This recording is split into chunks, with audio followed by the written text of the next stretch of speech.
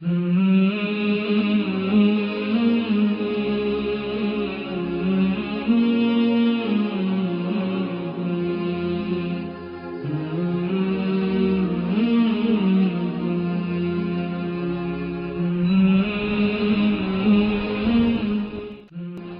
کے دن خصوصی طور پر درود شریف پڑھنے کی تاکید ہے، کیونکہ آپ نے اس کا خود حکم دیا. آپ صلی اللہ علیہ وسلم نے فرمایا جمعہ کے روز کثرت سے مجھ پر درود پڑھا کرو. جو آدمی جمعہ کے روز مجھ پر درود بھیجتا ہے وہ میرے سامنے پیش کیا جاتا ہے.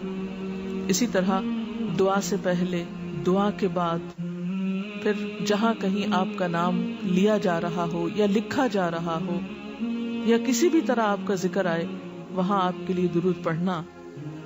اسی طرح مسجد میں داخل ہوتے وقت درود شریف پڑھنا، مسجد سے نکلتے وقت درود شریف پڑھنا، پھر نماز سے فارغ ہونے کے بعد درود شریف پڑھنا.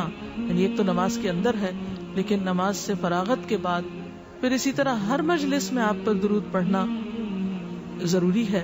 پھر اسی طرح صبح و شام کے اوقات میں، یعنی یہ تمام مواقع ایسے مواقع ہیں جس میں آپ درود شریف پڑھ سکتے ہیں.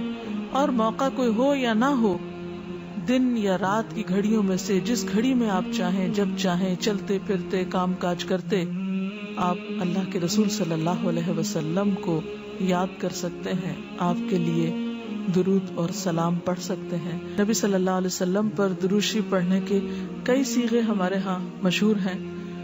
اس میں کچھ تو وہ ہیں جو آپ صلی اللہ علیہ وسلم سے ثابت ہیں، اور کچھ ایسے ہیں کہ جو لوگوں نے بعد میں خود بنا لیے ہیں. تو وہ ایسے تمام ورژن یا ایسی تمام عبارتیں جو لوگوں نے خود اس معنی کی بنائی ہیں، خواہ وہ عربی میں ہے یا اردو میں ہے، تو ان کو پڑھنے کی حد تک تو پڑھا جا سکتا ہے. یعنی اگر نثر میں کوئی ایسی عبارت موجود ہے جس میں آپ صلی اللہ علیہ وسلم کے لیے دعا کی گئی ہے یا آپ کی مدح کی گئی ہے یا آپ پر سلام بھیجا گیا ہے، خواہ وہ نثر میں ہو یا شعر میں، تو اس میں حرج تو کوئی نہیں. لیکن وہ چیز جو خود آپ صلی اللہ علیہ وسلم نے ہمیں سکھائی اور جو آپ کی طرف سے ہمیں ملی، اس کا مقام باقی ہر انسان کے کلام پر کہیں بلند ہے، کہیں زیادہ فائدہ مند ہے. تو وہ درود شریف جو مسنون ہے، وہ صیغہ جو آپ سے ثابت ہے، اس کا پڑھنا افضل ہے، وہی اصل درود ہے. اور باقی تو انسانوں کے خیالات یا جذبات کا اظہار ہے، خواہ وہ شعر میں ہو، خواہ وہ نثر میں ہو، خواہ وہ اردو میں ہو، خواہ پنجابی میں ہو یا کسی اور زبان میں ہو، وہ تو پھر انسانوں کے کلام ہے نا.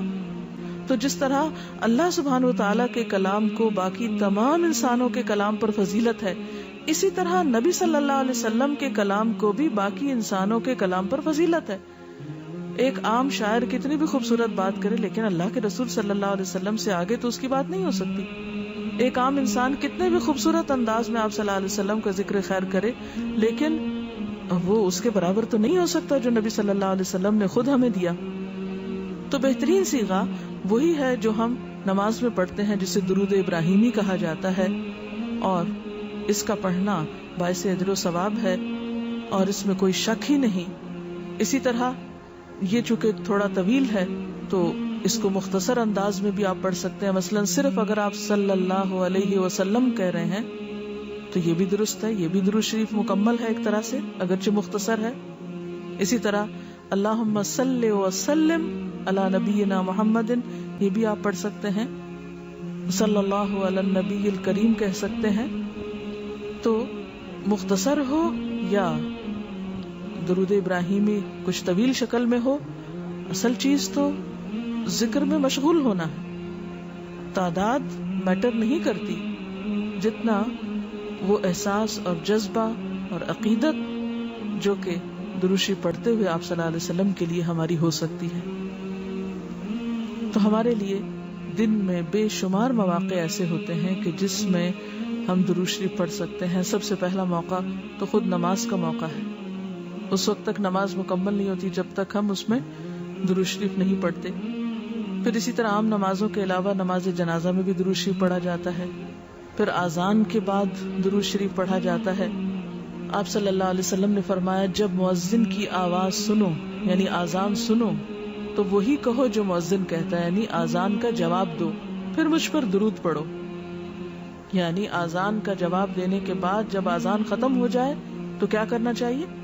نبی صلی اللہ علیہ وسلم پر درود بھیجنا چاہیے، کیونکہ مجھ پر درود پڑھنے والے پر اللہ تعالیٰ 10 رحمتیں نازل فرماتا ہے۔ اس کے بعد میرے لیے اللہ سے وسیلہ مانگو، جو جنت میں ایک مقام ہے جو جنتیوں میں سے صرف کسی ایک ہی کو ملے گا، اور مجھے امید ہے کہ وہ جنتی میں ہی ہوں گا، یعنی آپ صلی اللہ علیہ وسلم ہی کے لیے وہ مقام ہے۔ اور آپ نے یہ بھی فرمایا کہ من سألی اللہ الوسیلہ، جس نے اللہ سے میرے لیے وسیلہ کی دعا کی، یعنی درود شریف کے علاوہ آت محمد الوسیلۃ دعا ہم پڑھتے ہیں، یہ دعا بھی پڑھی جانی چاہیے۔ تو جس نے یہ دعا پڑھی اس کے لیے میری شفاعت واجب ہو جائے گی، یعنی قیامت کے دن پھر میں اس کے لیے شفاعت کروں گا۔ پھر یہ کہ درود شریف نہ صرف یہ کہ دنیا میں انسان کے لیے فائدے کا باعث ہے، بلکہ آخرت میں انسان کے لیے شفاعت کا ذریعہ بھی ہے۔ درود شریف پڑھنے والوں کو نبی صلی اللہ علیہ وسلم کی شفاعت نصیب ہوگی۔ آپ نے فرمایا جس نے 10 مرتبہ صبح و شام مجھ پر درود بھیجا اسے قیامت کے دن میری شفاعت حاصل ہوگی۔ اب یہ کہ اگر زیادہ وقت نہ بھی ملے تو 10 دفعہ درود شریف پڑھنا آخر کیا مشکل ہے، کتنی دیر لگ جائے گی، لیکن اس کا اجر و ثواب اور اس کا فائدہ کس قدر ہے۔ پھر اسی طرح درود شریف دعاؤں کی قبولیت کا ذریعہ بھی بنتا ہے، یعنی اگر دعا کرنے سے پہلے درود شریف پڑھا جائے اللہ تعالیٰ کی حمد و ثنا کے بعد تو اس سے دعا کی قبولیت میں اضافہ ہوتا ہے۔ نبی صلی اللہ علیہ وسلم کے ساتھ حضرت عبداللہ بن مسعود اور حضرت ابوبکر اور حضرت عمر تشریف فرما تھے، تو حضرت عبداللہ بن مسعود کہتے ہیں کہ میں نماز پڑھ رہا تھا، میں بیٹھا تو پہلے اللہ تعالیٰ کی حمد و ثنا کی، پھر آپ پر درود بھیجا، پھر اپنے لیے دعا کی، تو آپ نے فرمایا اللہ سے مانگو ضرور دیے جاؤ گے، یعنی جس طریقے سے تم نے دعا کی ہے کہ پہلے اللہ تعالیٰ کی حمد و ثنا کی ہے پھر درود شریف پڑھا ہے، تو اب جو بھی تم دعا مانگو گے وہ دعا قبول ہوگی۔ پھر اسی طرح ہم دیکھتے ہیں کہ درود شریف نیکیوں کا دروازہ کھولتا ہے، نیکیوں میں اضافے کا ذریعہ بنتا ہے۔ آپ نے فرمایا جس نے مجھ پر ایک دفعہ درود بھیجا اللہ تعالیٰ اس کے نامہ اعمال میں 10 نیکیاں لکھے گا۔ پھر اسی طرح فرشتوں کی دعائیں آتی ہیں اس شخص کے لیے جو درود شریف پڑھتا ہے۔ رسول اللہ صلی اللہ علیہ وسلم نے فرمایا جب تک کوئی مسلمان مجھ پر درود بھیجتا رہتا ہے اس وقت تک فرشتے اس کے لیے دعائیں رحمت کرتے رہتے ہیں، یعنی آپ درود شریف پڑھیں تو فرشتے آپ کے لیے دعا کرنے میں لگ جاتے ہیں۔ اب جو چاہے کم پڑھے اور جو چاہے زیادہ پڑھے، یعنی کتنی دعائیں چاہیے اس کو۔